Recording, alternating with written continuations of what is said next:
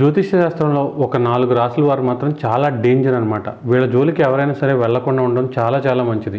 వీళ్ళ జోలికి వెళ్ళామంటే పాము జోలికి వెళ్ళినట్టే అనమాట.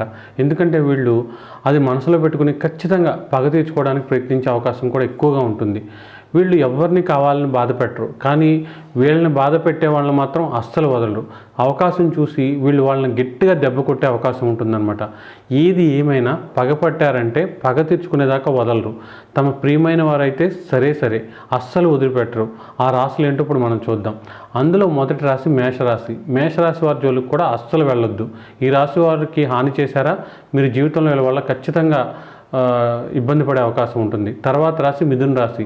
మిథున రాశి వారిది ద్వంద్వ స్వభావం. ఈ రాశి వారికి కూడా చాలా చాలా జాగ్రత్తగా ఉండాలి. ఈ రాశి వారికి కూడా చాలా వరకు ప్రతీకారం తెచ్చుకోవడంలో నెంబర్ 1. ఇక తర్వాత రాశి వృశ్చిక రాశి. వృశ్చిక రాశి వారికి కూడా చాలా వరకు క్రూరమైన మనస్తత్వం. వీళ్ళ జోలికి ఎవరైనా వెళ్ళారా, వాళ్ళ అంతు చూసే వాళ్ళకు కూడా వీళ్ళు నిద్రపోరు. తర్వాత రాశి మకర రాశి. మకర రాశి వారికి కూడా ద్వేషం ఎక్కువనే చెప్పాలి. వీళ్ళ జోలికి వెళ్ళిన వాళ్ళని కూడా వీళ్ళు వదిలిపెట్టరు.